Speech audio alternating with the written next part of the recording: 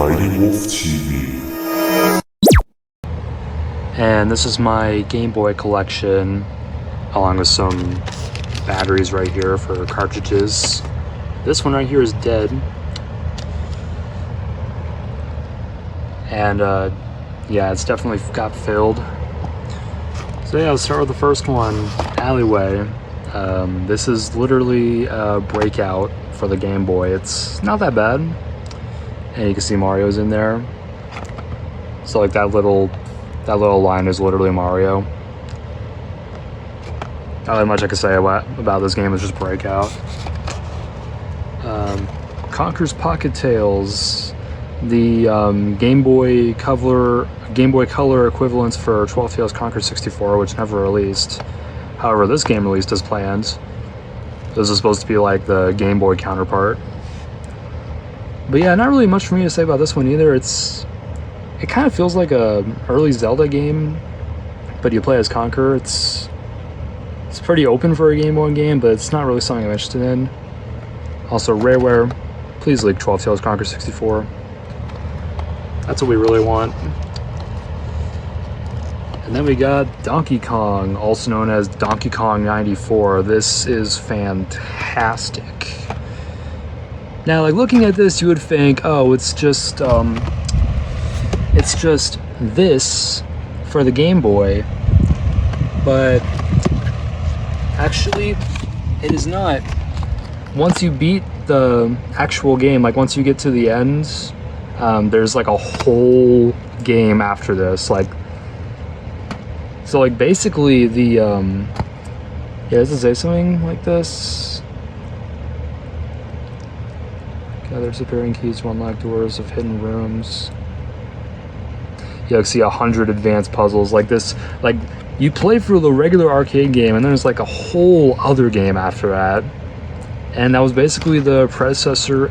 Yeah, this was basically what started the Mario vs. Donkey Kong series. Pretty cool. And then we got Donkey Kong Land for the Game Boy. I actually haven't really played much of this. I only played like the first level. And it's basically a downgraded Donkey Kong Country, but for the original Game Boy. And then we got Donkey Kong Land 2. Same deal. I didn't really play much of this. It's actually one of my most recent games. It was cheap. Then we got Game & Watch Gallery 2, or 1. No, 2's over there. But yeah, Game & Watch Gallery. It's 4 games in 1. It's Game & Watch games. So this is actually pretty cool. So yeah, you could play. So it's got 4 Game & Watch games. I didn't even know that you could play the game on the Super Nintendo using the Super Game Boy. That's cool. I mean, I knew you could do that, but I didn't know it was like really enhanced by it. But yeah, basically it's just 4 Game & Watch games that have like, yeah, you got like the original version, and then you got like this new version featuring Mario characters. It's pretty cool. But yeah, you got Manhole, Fire, Octopus, and Oil Panic. Yeah, this was also a launch title for the Game Boy. It was definitely a good way to show it off. And then we have Game & Watch Gallery 2, which is the same deal. It's just got 5 different games. This time we got Parachute, Helmet, Chef, Vermin, and Donkey Kong. Yeah, I haven't really played this, but it was super cheap, so I bought it. And I don't have the third one yet, although it is on the Switch Online. James Bond 007, I have actually not played this one. I believe this was a hand-me-down from another family member who had a Game Boy. Yeah, I don't really know much about this one. And then we got the original Killer Instinct, also on the Super Nintendo. This game is really, really hard to play. I just could not get past even the first fight. Like, it's a cool game, it's got good music, but it's like, it's just so hard to play. Then we got Kirby's Dream Land, the very first Kirby game. Yes, he's white instead of pink. And some of you may remember I actually beat this on the channel in one video. It took like 30 minutes to beat it. Yeah, it was pretty cool how this game came to be. Yeah, it's a very short game, but it's good for what it is. You can play this on the Game Boy servers right now if you want on the Switch. And I do not have Dreamland 2, but I do have something much rarer, Kirby Tilt and Tumble for the Game Boy Color. And yeah, it's literally like there's literally a gyroscope built in to the cartridge, so you could like actually move it, like, or you tilt it and it tilts Kirby. I'll show you that I actually have it. Look at that pink cartridge and all. It's very differently shaped. Yeah, like $75 if you're wondering how much I spent on this. That was like all I had that day, so I was like, why not? Like this was like I actually bought this like last month. So I'm surprised I put that away with one hand. My other hand's just holding the camera. Anyway, Zelda Link's Awakening, the third Zelda game, which went back to its roots of the NES version, thank goodness. I didn't really play much of the original. I mostly played the Switch remake, which is leagues better than this. I also do not have the DX version, which is the same game but in color. But yeah, this... Like, I do know this is a very loved Zelda game. Like, I definitely enjoyed the remake. I don't really have much to say about the original. Oh boy, and then we got Pokemon Red, Blue, and Yellow. I just got Yellow more recently, but I've had Red and Blue for like 4 years now. Yeah, the very first Pokemon games, but in Japan we got Red and Green. So yeah, you like did a whole playthrough of this version on my channel back in 2021. It was pretty fun. And then Yellow version is basically the enhanced version of these two, where you start with Pikachu instead of one of the free starters, and the game is also a little more challenging. But yeah, it's definitely a good place to start, especially now that we got the Poke Transport GB.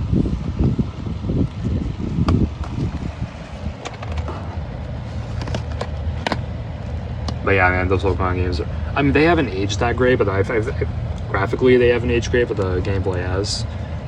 And then we got Gold and Silver, the sequels to Red and Blue, where you go to the Johto region as a different protagonist. And yeah, you can catch Ho-Oh and Lugia. You can actually catch both in both. I don't know why it's like that. Yeah, look, it's now got color and a day-night cycle. I don't know why Ruby and Sapphire doesn't have a day-night cycle, but well, let's be glad that these games did. And yeah, if you have Poke Transport GB downloaded on a flash card, you can transfer these over to Ruby and Sapphire. That wasn't possible back then. Yeah, these games were definitely improvements to Red and Blue, in my opinion. I know a lot of people say the first game's better. I guess for nostalgia reasons. And we got Pocket Bomberman, a Game Boy Color launch title that I actually haven't played. It's another game I bought at a retro game store because of how cheap it was. But I'd like to get around to playing it someday. This is actually my second Bomberman game. My first one being the R on the Switch. And then we got SpongeBob SquarePants Legend of the Lost Spatula, the very first SpongeBob game ever made. Yeah, this game is horrible. I love SpongeBob, but this game is just terrible. It's like, look at these graphics. It's meant to be like an open world 2D platformer. I don't know. It's another game I bought because it was super cheap and it was good for the collection. I don't have that many Game Boy Color, like, you know, Game Boy Color only games where they have that see-through green cartridge.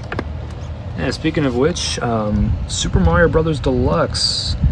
This is literally just this, but on a Game Boy Color, and there's also a lot of screen crunch, and you can play as Luigi, and you can play like the Lost Levels.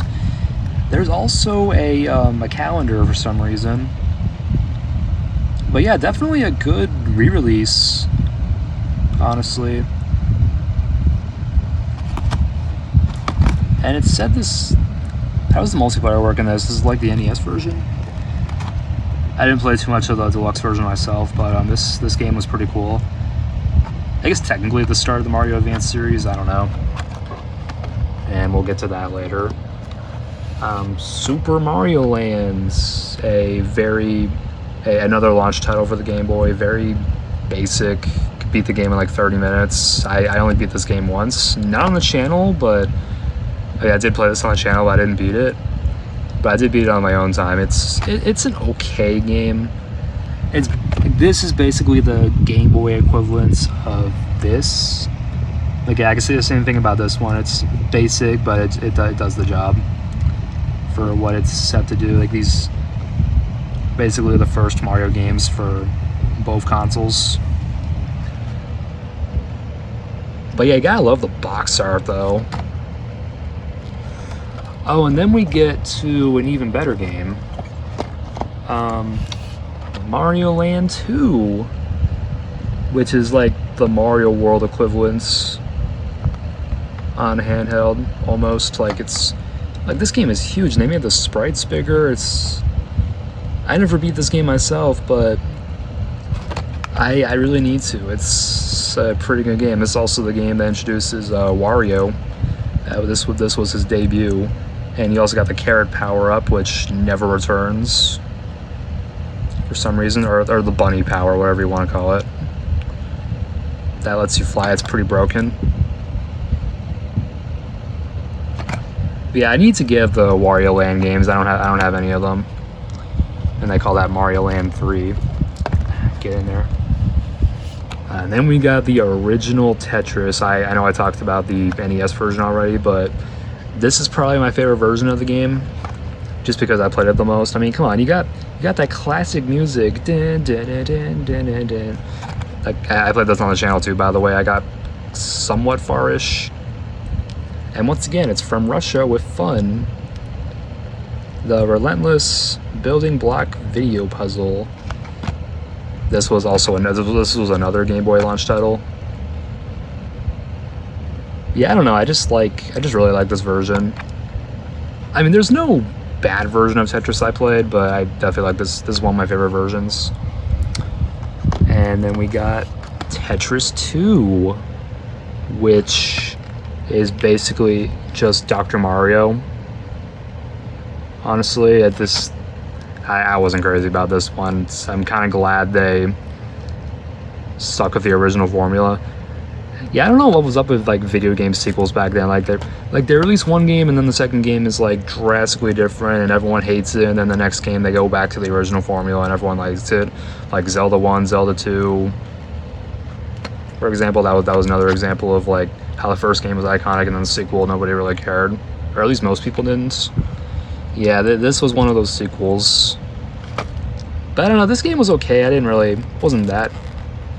It's not a bad game, it's just not Tetris. Like, I would call this like Dr. Mario alternative-is. And then we got Uno for Game Boy Color. This game should have been on Sega Dreamcast. That is the biggest missed opportunity of all time. But yeah, but they put it on the Game Boy Color for some reason. Best-selling card game comes the Game Boy. Yeah, it's another game I bought at a retro game store because it was super cheap. It was like, I think it was less than $5. But yeah, it was another Game Boy Color game. It's weird they show it in black and white here, but then they show it in color here. Like, what's up with that? Oh, that's why they're advertising the original Game Boy. Okay, never mind. But yeah, not really much to say about this one. And then we got Yoshi. Just Yoshi. Pure puzzle panic with Yoshi and friends. Are his friends the enemies? and the blooper right there. He got Mike Wazowski'd. But yeah, basically this is just another puzzle game which I haven't really played much of. I think I actually bought this as part of a lot, so I have like no connection to this one. I don't really have much. I know there's also an NES version which is probably better. I don't have that. And then we got Metroid 2, which I actually just got for Christmas in 2024. It's like a week ago, at least. But yeah, Metroid 2 is The Return of Samus, which also got a 3DS remake, and they call it Samus Returns. This is The Return of Samus. But yeah, this is basically a worse version of the first game. From, you can tell by the graphics, it's like so much screen crunch. Although I know you're meant to play this on a Super Nintendo with a Super Game Boy to get more color, or you could just do it on a Game Boy player or a Game Boy Advance, whatever. And this is on Switch if you want to try it out. I haven't really played this game yet because I haven't not beat the original. And then Final Fantasy Legends. This was another hand-me-down that I know nothing about. But I hear this is like a spin-off title of Final Fantasy. This is actually the only Final Fantasy game I own. I'm not a fan of like JRPGs that much. Then we got Pokemon Pinball, a game that I bought with my Christmas money. I got this like a week ago, or less than a week ago. Yeah, it's Pokemon Pinball. It actually comes in a bigger box than the others. And the reason is because it comes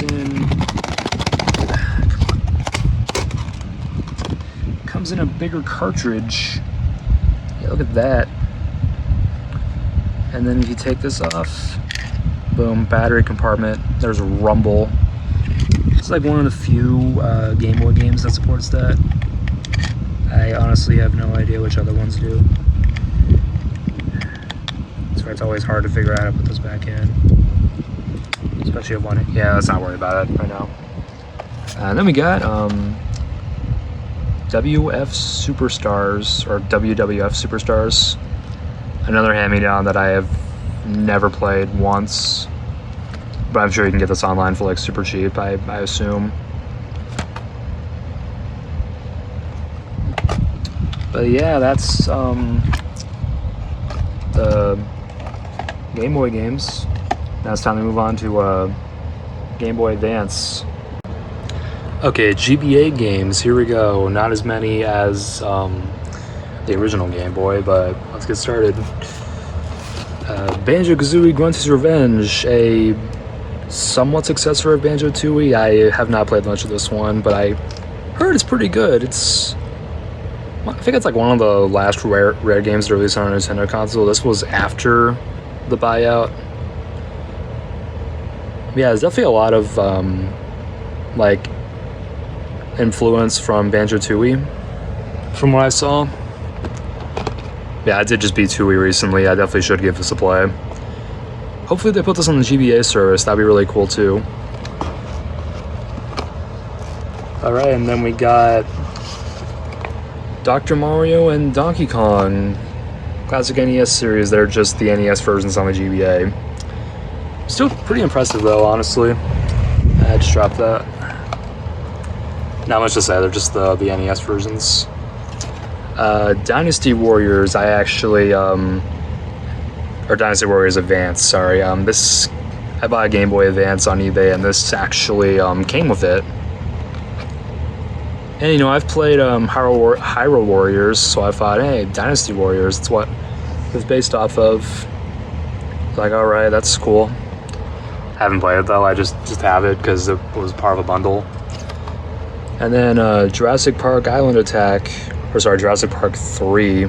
It's kind of hard to tell that's a 3. This is another hand-me-down that I have not ever played. And then we got Mario and Luigi Superstar Saga.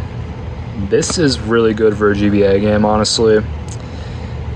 This is also the very first Mario and Luigi game. It's Yeah, it's an RPG similar to Paper Mario. We'll get to that later, but yeah, I really like the art style. I really like the music. I really like the animation, the battle system. Yeah, I definitely need to play for this game eventually. I think I played for like a fourth of it on my Switch, or a third. I have no idea how far I was. Yeah, I really want to get into the Mario and Luigi series more, especially since they just released a new one.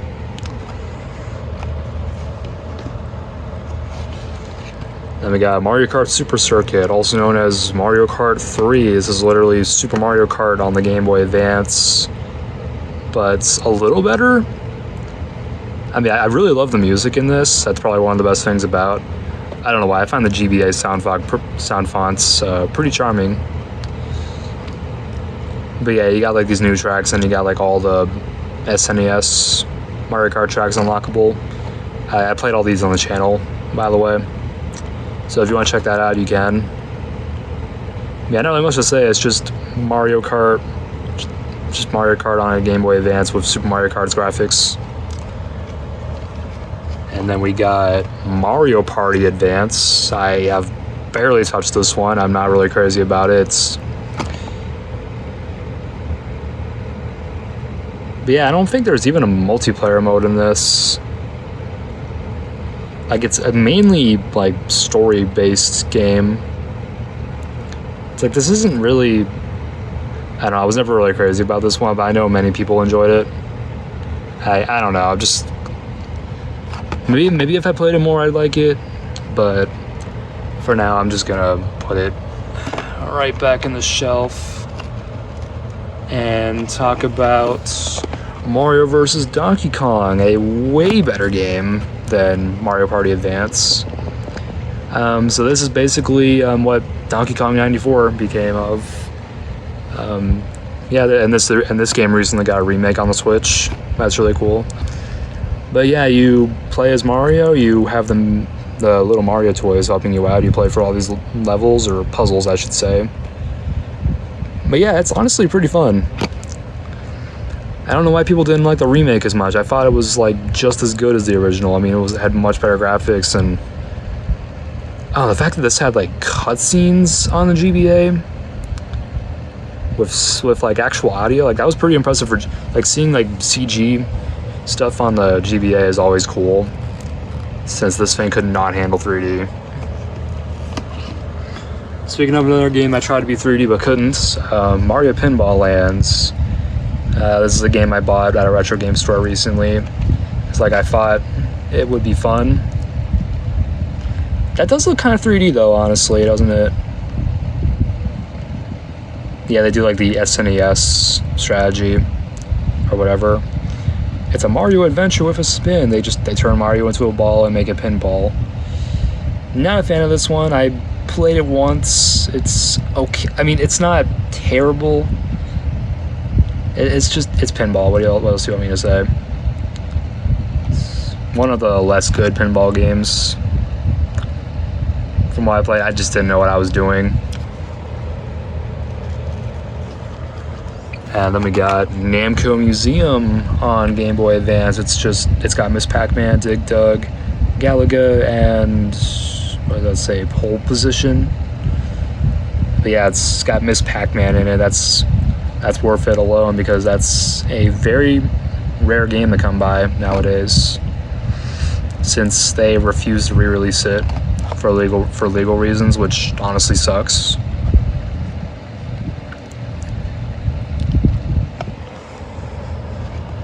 Alright, and then we got my favorites Game Boy Advance games, the Pokemon. First of all, we got Ruby and Sapphire. These were the first Pokemon games on the GBA. These are honestly some of my absolute favorites. You take place in the Hoenn region. You could pick Trico, Torchic, or Mudkip. All great starters, but I'd always choose Mudkip because I love water. I love the water starters. And yeah, you have to take out Team Magma or Team Aqua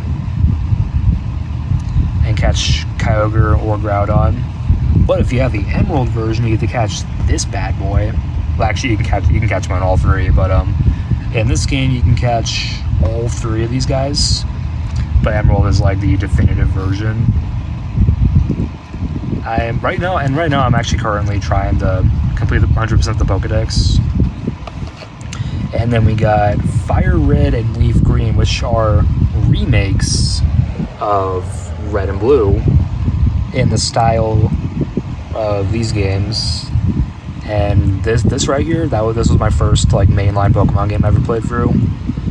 I loved it so much as a kid. My brother actually gave me Fire Red as a birthday present when I turned 10. That was great. I was like a real Pokemon trainer. And then Leaf Green, I got this later on. I also recently got that wireless adapter, because I never had that before. And it works with Emerald. Not these two, but it works with Emerald. And because I have the flash card and I was able to put the distribution ROMs on here, and now I can get like Deoxys and Mew and Ho and Lugia. But yeah, these games are definitely a great place to start if you've never played Pokemon before, because this is where I started. I absolutely fell in love with it when I first played it. Oh, and then we got Pokemon Pinball Ruby and Sapphire. I got this for Christmas of 2024. This is definitely a much better pinball game than Mario Pinball Land. Like, it's a little more ingenious. Like, your Pokeball is the pinball ball, and you can like catch Pokemon in it. There's like a whole Pokedex. You got like 2 boards. You got like a Ruby board and a Sapphire board, or table. I guess you could say table. And it's like, just one of those things you guys see to appreciate, and it uses like the same sound font as Ruby and Sapphire. Like a lot of the same tracks are in it, which I definitely got a kick out of. All right, and then we got the Sonic Advance series. Fun fact, this right here was my very first Game Boy Advance game. It's how I found out what the bottom slot of the DS was used for. But yeah, I didn't really play much of these, but I heard all 3 are really good, especially this one. But I know this one, I have a soft spot for this one because I played this one first. And this one was also based off that one Flash game. Or the Flash game was based off this, I meant. Sonic Advance 2. Yeah, it was called Ultimate Sonic Flash, I believe. But yeah, out of all 3 of these, I probably played this one the most just because like I was trying to beat it. But yeah, I really do need to play through the Advance trilogy eventually. Just because, like, you know, I really like Sonic. And then we got Sonic Battle. I have actually not played this yet, but it looks pretty cool for a Game Boy. Like, I've seen videos, it looks really cool for a GBA game. I got this in Christmas of 2023. Like, look at that. You got, like, this game did 3D graphics pretty well on the Game Boy Advance. Like, look at that. It's full-blown 3D. And also, that's where the Sonic, Knuckles, Shadow, and Tail sprites come from in Smash Flash. They came from this game. I had no idea about that when I was a kid. And this was also, I believe this was also one of the last games to have Ryan Drummond voicing Sonic, as well as Sonic Advance 3. Yeah, and look, published by THQ. Oh wait, these were as well, with THQ. It's weird how each game the THQ logo got bigger. I guess they wanted to make it more obvious. But yeah, I need to play. I have not played this at all, but I would like to try it eventually. I just got so many games to play. If you're wondering why I don't play some of them. And then these are Game Boy games that I also played a lot in my childhood.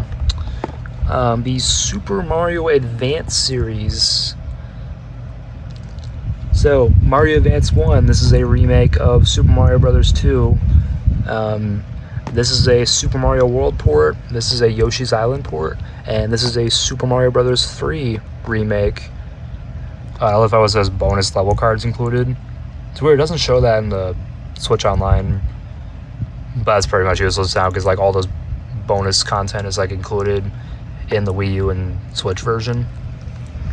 Yeah, and all four of these games have a Mario Brothers, so they're all 2 games in one. They even shows just like the best way to play Mario Brothers.